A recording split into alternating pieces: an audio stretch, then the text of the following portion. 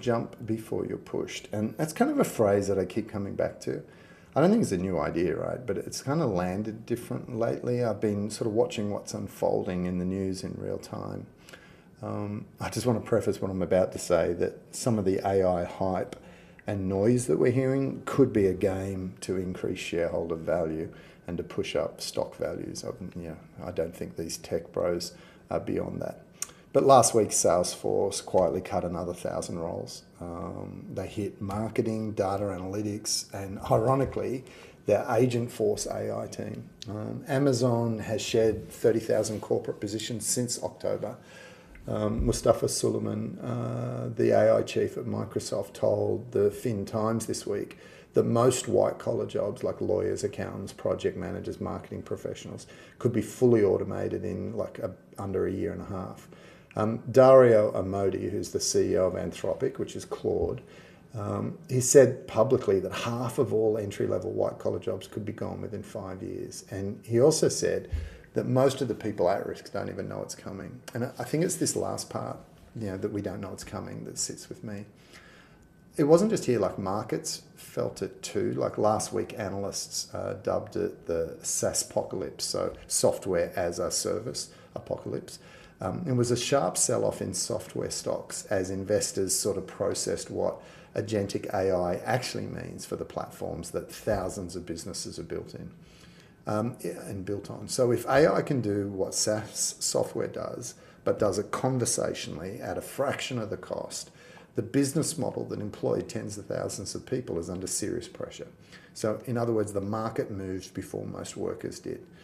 And the disruption isn't arriving like a storm that you can see building. It's more like a tide that's already come in and people just haven't looked up from their desk yet. And now I want to be careful here. I'm not interested in fear-mongering, and I don't believe the picture is as binary as some headlines suggest, and a lot of smart people disagree with the timelines. But history does show us that technological disruption both destroys and creates. But I also know this. The people who navigated the last few major shifts well weren't the ones who waited to see what would happen. They're the ones who made a move while they still had momentum. And I'm going to propose that's what we call the third choice. I reckon we've been raised to believe that there are two options: study hard, get a good job, work your way through a career, fit into a system and hope it holds. Or you start a business, take the big swing, build something from scratch. And they've always been like the two visible paths. But the third choice is different. And for me, it's like the portfolio career.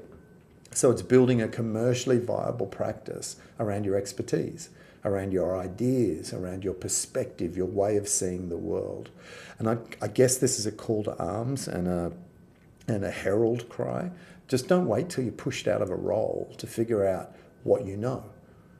Not hoping that your organisation will protect you in a restructure. They don't.